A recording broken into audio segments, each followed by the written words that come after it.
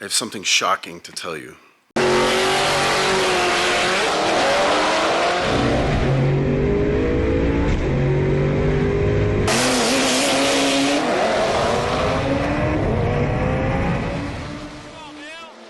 Well, in fact, we're going to be talking about shocks, and I'm going to be taking the shocks off of the Fairlane because I'm going to send them back to Menscer to get revalved. So we'll talk a little bit about that, but I'm going to get this thing up in the air and we're going to take them off. Just lift up, car coming up.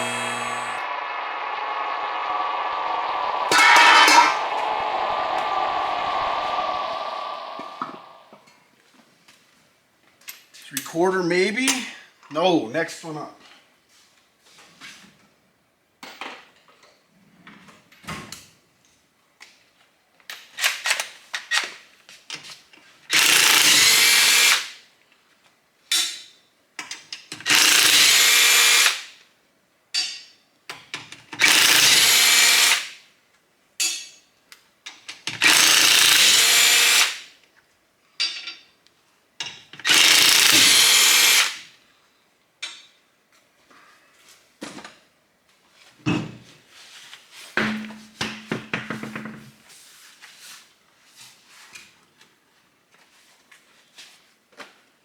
All right, let me show you what we got here. Pretty standard Mustang 2 style setup with a Menscer shock in the front and a coilover. It is a double adjustable. There's an adjuster ring here, and then we've got the adjuster knob right here for the top. One is obviously compression, the other is rebound, which is extension, and those play a vital role, which I'll talk more about. But let's get these off and then we'll go to the back ones.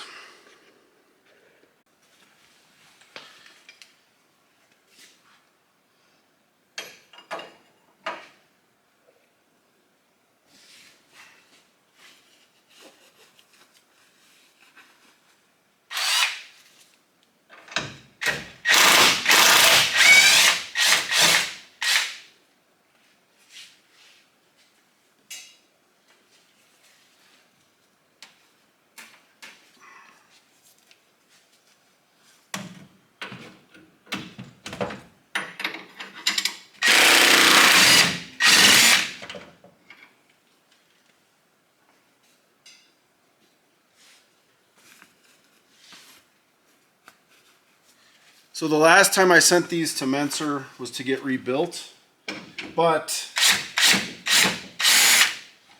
this past season, tried to get this to work on a radial. Didn't go so great, but I learned a bit. And what I learned is you need to really control the rebound or the extension of the shock. And especially with a stick shift, it wants to separate mostly in the back. It wants to separate really hard and really fast to the point where it will separate so fast that the momentum of the body of the car will come up, and then when it hits the maximum extension, it takes the tire with it, lifts the tire, and then it spins. And I'll put a video clip in here to kind of demonstrate that.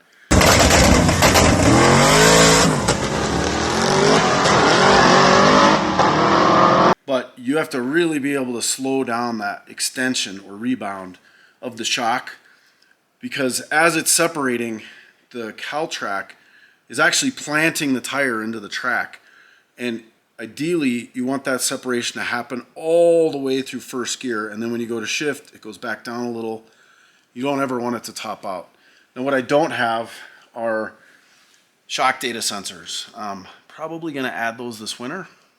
Probably going to film some of that if we do that, but it'd be nice to have that data, because otherwise I'm just kind of guessing what's going on. But let me get this bottom one off here.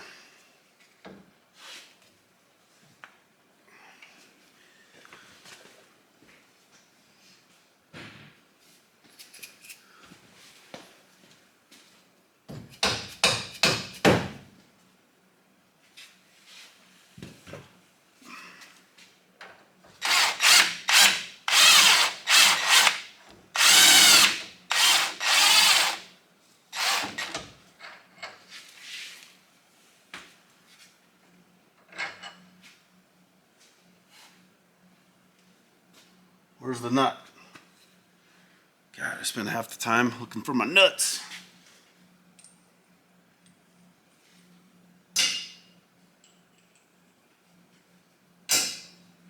Right.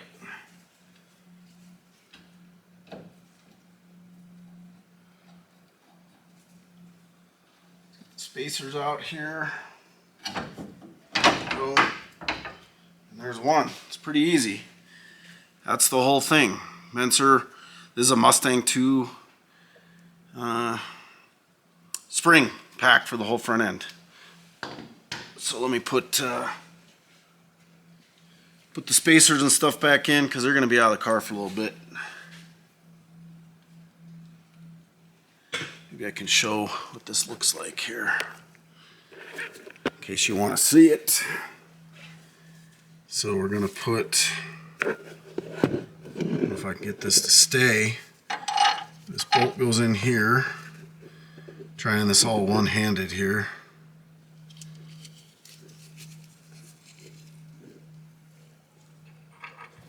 Spacer. Spacer.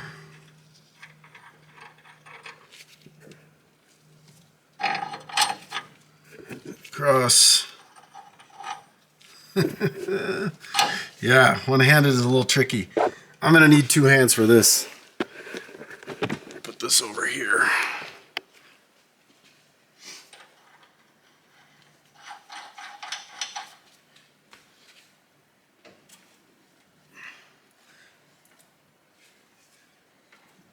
Moves pretty freely. A couple things I'll show you here. So the motor's out of the car right now, but right in here are the exhaust headers. And with the turbos, it gets pretty hot. In fact, it gets so hot that the bushings on these upper arms, if that thing will focus, upper control arms, these are Delrin. This is a Rod and Custom Mustang 2 front end. And the back one here, it was melting those Delrin bushings. So this is actually a solid bushing here that has a steel inner. I don't know if you can see it as I move it, but can you see how those two pieces move separately from each other? Let me see if it'll focus and you can see it. Can you see how that moves separate? The front one hasn't had a melting issue, so I leave that as Delrin, but I keep the solid one greased up and it works pretty well on the street. It's not been an issue, but it keeps it from melting, so that's always a good thing. Let me show you how these come apart to get the spring off. Just kind of interesting. It's not dangerous. So let me zoom down here. So underneath the bumper that's in here, I'm going to slide that down. There's a nut. I'm going to put this on here. And we're going to take this and just crack it loose. And then the top unscrews. There's not any tension on this spring when it's fully extended. So it'll come right off. Just like that. Slide the spring off. And I want to send this back to Menscer with as little stuff on it as I can. So I'm going to take the washers off and the retainer for the spring. I'm just going to set them right there. So they're like that. And then this guy just threads right back in there. And then I can send it back to Menscer. Get those things all tuned up and ready to go. And I forgot to mention on the fronts, we were getting pretty close to, I'll have to double check my measurements, but I may need to have them stiffen the fronts up as well. I can't quite remember where we were on those, but I'll have to look in my notes. But I feel like I want to tighten up the rebound on those as well because it was coming up pretty fast in the front. And same thing, if it comes up too fast, it'll unsettle the whole car as it comes back down and when you're putting a lot of power down, upset the chassis, it'll spin the tire, and that's not good.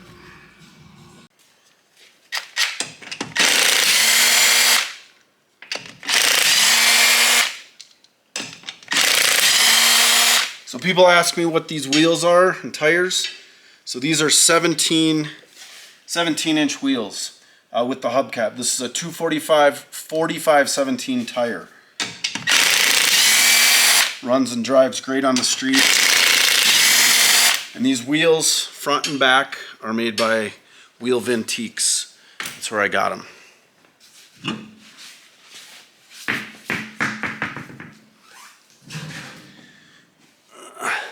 Let me switch sockets, get this other one off. It goes pretty quick.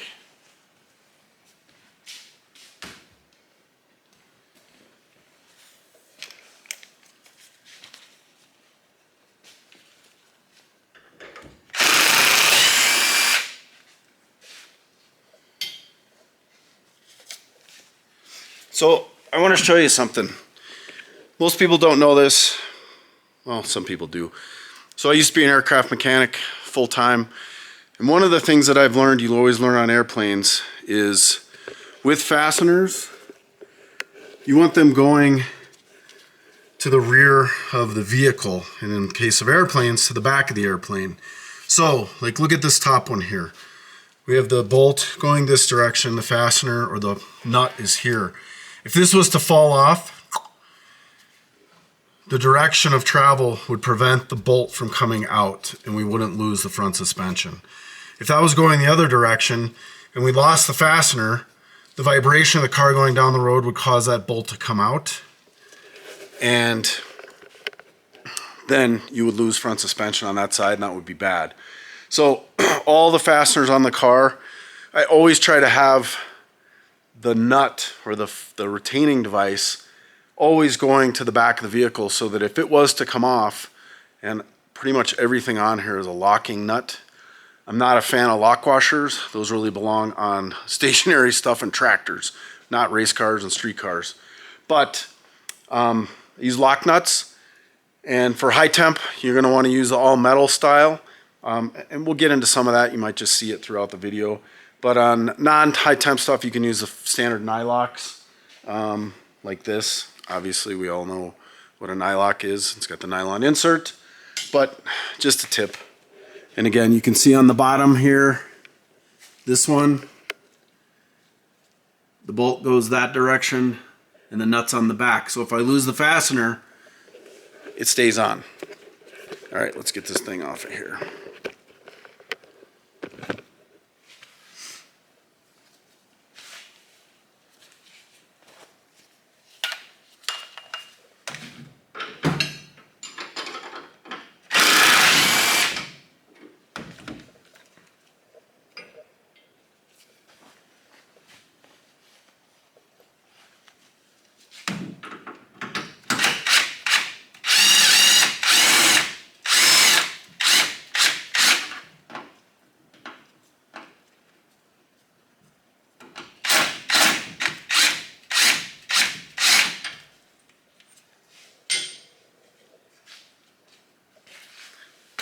My mallet.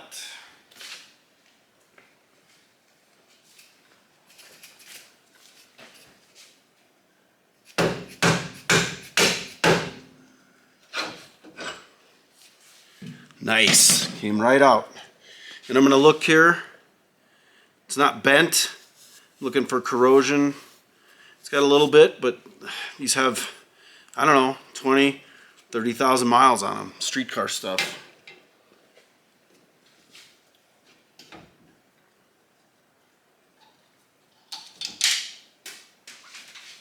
Bushing our spacer. Run these spacers on the top to keep it isolated. Nice.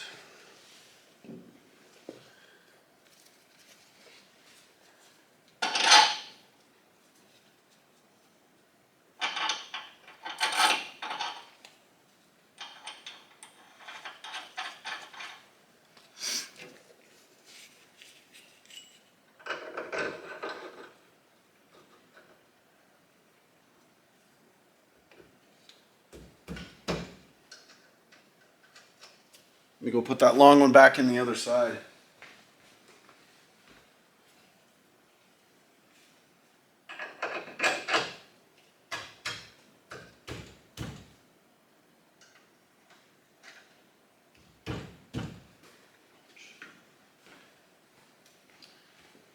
I'm gonna need a mallet to get it back in there.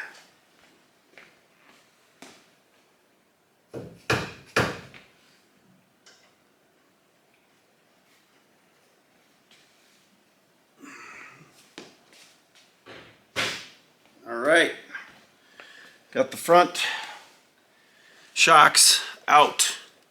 Here we go. Let's go to the back, see what we got. All right, so in the back, I've got, I'm gonna raise this up a little bit more. It's got Menssers on the back as well.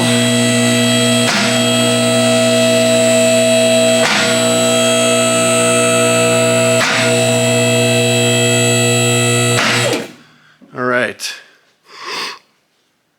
And under here, you can see, flip this guy around, we're still running a leaf spring on this. Okay, it's got a offset spring perch here because we wanted to move the spring in so we'd have lots of room for a big tire. And these swing pretty free actually. And then with the CalTrack, a couple things we're going to talk about here.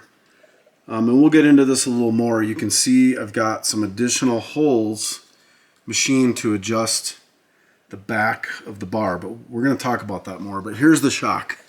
Okay, Menscer shock still mounted pretty much in the same location in the floor. I did have to modify this slightly because the Menscer shock is much larger. The stud and the factory shock is pretty small, and this thing is having to control an awful lot of violence going on back here. And I'm honestly surprised that it hasn't wanted to pull the top of that shock through the floor. But we'll see, because the reason I'm sending these back to Menscer is the rebound. We talked about the extension on these shocks, and I battled with the radials. As a matter of fact, I tested with them a few times, couldn't get them to work, and went back to a bias ply tire for all 3 of the events this summer because I couldn't control the extension of the shock, or the rear end rather. And we were at, I think, 37 clicks of rebound, and 40 was the max, and we needed more. So I'm sending these back to them to put that 37 number at halfway, which would be like 20 clicks. So out of 40, I could go considerably stiffer on the rebound than I am now, because in order to get a radial to work, it can't separate too fast. You have to be able to control that. And what was happening for me is when it was unloading the tire and spinning, when a radial breaks loose, unlike a bias ply slick actually doesn't mind spinning a little bit. It's controllable, it's predictable. When a radial breaks loose, man, it shakes so hard, I was starting to see body damage on the car. And that's, to me, it's just not worth it. But if I can control the rear end, then the radial should be able to work. And that's one thing that we wanted to do. So one of the things I wanted to show you here is, if we look at the shock itself, the amount of chrome that's showing. So these are the bump stops here on the top. I'm going to slide this one down so you can see what I'm talking about. So this is this like rubber disc that helps keep the shock from bottoming out against the bolt up there. And so I haven't touched these, and I know for a fact that before we made a modification to the mount down here, you can see there used to be a hole right there, and the factory mount, this was 1 inch lower. Well, I had an inch of chrome showing still on the top from normal street driving, and so that told me that the shock wasn't fully compressing going down the road. It looked kind of like that, where there was an inch. So that was a whole extra inch of shock that I could still use. So what we did is we raised the bottom of this up which means going down the road, the bump stop was up there. So it not really bottoming out, but it's allowing me to have greater extension on the shock. Now, in a lot of race cars, at just normal ride height, just sitting there, they're gonna have very, very little bit of chrome showing because they want all that extension to help plant the tire. And you've seen a lot of these radial cars going down the track, grub worm, a lot of these stick cars, there's so much space between the tire and the fender here because they have so much separation going on. Well, that's all good, but in a street car, I need that in the middle because I need compression and extension driving down the road because I hit bumps, I'm pulling a trailer. I can't have just this much chrome showing because I hit any little bump, it's gonna bottom out. And yeah, you're right, I could change the lower mount when I get to the racetrack, but you know what, this is a street car more than it's a race car. And it already takes 45 minutes if we're hustling for my co-pilot and I to turn the car around. And I don't want to add anything else to our plate. I already have a checklist and we go through all that. And it's working pretty good the way it is, all things considered. So we're gonna get these top shocks out, or the back shocks out, and we'll get those sent off to Menscer to get stiffened up as well. And we'll go from there. Set this up so you can watch me take these out.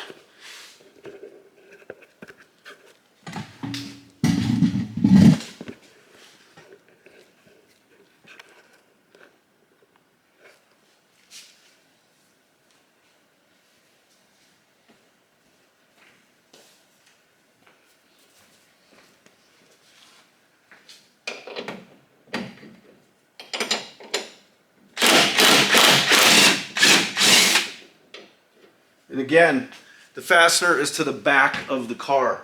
So if I was to lose the nut, pew, the bolt's not going to rattle out and lose control of the shock back here. It's just a safety thing. Just something to consider on all the fasteners on the car. Oh, there's my spacer.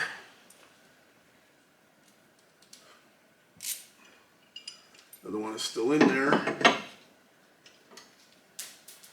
Nice.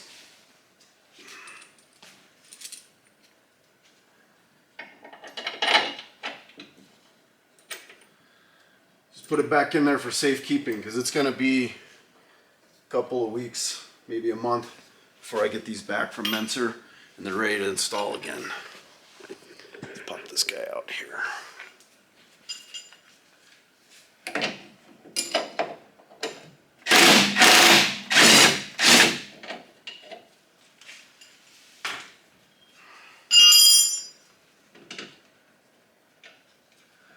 It's really important that none of this stuff binds up. This rear suspension needs to be able to move freely for it to do what you want it to do. And that's articulate and control the rear end. It's got to move freely. So these bolts, everything should come out pretty easily. That tells you that it's not under any kind of pinch load or anything like that. It's smooth. In fact, a lot of the pivot points for the cowl track, the leaf springs, honestly, those should be lubricated. It's a little tougher to do that on a street car because it just gets dirty driving down the road, but not a bad idea. All right, let's put this thing down and get them out of the trunk. All right, I'm gonna crawl in the back here. See if we can get this camera lined up so you can see what's going on. Gotta pop. These are still in the factory location, so I still gotta take the top off the shock. There's the other cap. That's the adjuster right there on the top. I gotta take that off so I can get the nut that's holding the shock off. Let's see here. I'm not even sure how we're gonna get this camera in here so you can see what the heck is going on. There it is. Right there maybe, huh? How about that? All right. Get some light going here.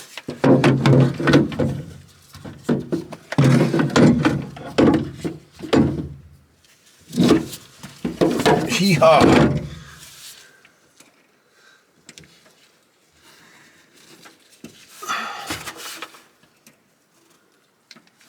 What I don't want to do is drop any of these little tiny pieces down in here. So we're going to do our best not to do that. Nut, or bolt, there we go. Pop the cap off. Okay. All right, this one is ready to come out. Maybe. There it is.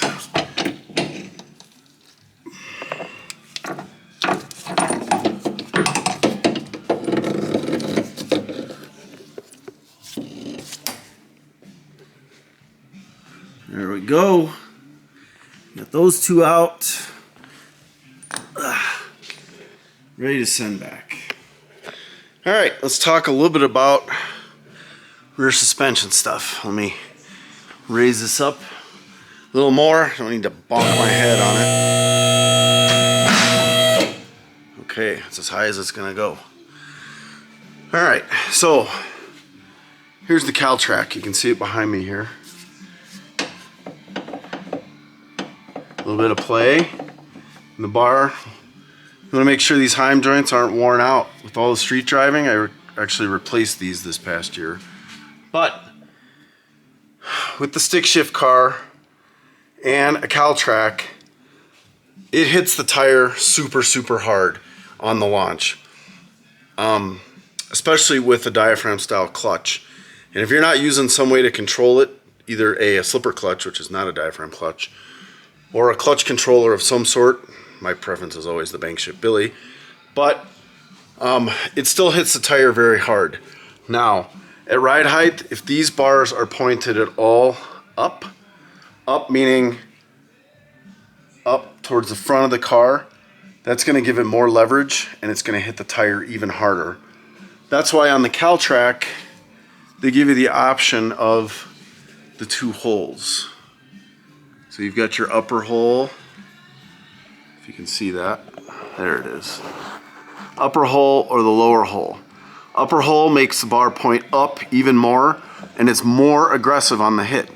So I do, and a lot of stick guys run it in the lower hole, but especially when I'm having trouble controlling it with the shock, I think Steve Clemens and Chris Moore gave me the advice of in the back, you can see this is the factory hole in the bottom, and then I went ahead, and my co-pilot is a machinist, and he added these two additional holes, which takes the back of the bar up, which would be the same as lowering the front of the bar. So if we had a longer plate, we could add additional holes and lower the bar, but I don't like that so much for a street car because it then reduces ground clearance. So by raising it up in the back, we have reduced the angle. So when this thing sits at ride height, the bar is actually just barely pointed down in the front, so up in the back, which reduces the hit on the tire, which makes it more easy to control with the shock. Now I am sending the shocks back to Menscer, and they're going to take where's 37 clicks is where we were starting to get control of things. I'm going to have them move that because there's 40 clicks total of rebound or extension. I'm going to have them move that, stiffen the shock up so that that's like halfway, so like 20 clicks, which will give me more control over the back end. But by also doing this, it reduces the leverage that the CalTrack has on the rear end and reduces the hit on the tire. Now, maybe when I have more control with the shock, maybe I'll move this back down. Maybe we want to increase the bite on the tire, especially when I go back to a radial, because I think getting the shock stiffened up will help me get back to trying a radial. And will that make a giant difference? I don't know. I know the really fast dudes, they're all running a radial on a stick car, and that's where I want to be as well. What else? So one of the things I missed on the parts that were broken or there was carnage on from the events this summer, Miles of Mayhem, I was talking to one of the guys with the Brent Stevenson. Yes, having a brain fart there. I was talking to Brent Stevenson about his setup. He's got that awesome Dart. And so I was crawling under there looking at his car, and I was like, oh, let me show you what I got. And when we crawled under mine, one of these U-bolts, one of the nuts was gone, and the other was loose. In fact, they were all loose. And I was like, oh my God, you know, things happen for a reason, because had I made another hit or two on those, I think it would have come loose, and it could have been really, really bad. So what I did, he had a spare.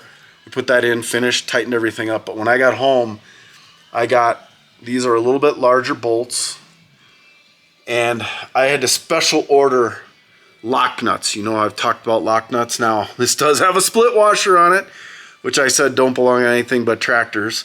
But I do have a lock washer, but I also have lock nuts on these. And I had to special order those because these don't come with lock nuts. They just come with these other nuts, which are not lock nuts, and they came loose. These will not come loose. I torqued these to 115 pounds. This bolt, I forget the size, but the torque, it will handle 156 pounds. I was like, oh, we'll creep up on it. And I did it to 115. I was like, whoo, that's pretty tight. We're going to leave it there. But, so I have lock nuts here. What else is important of note?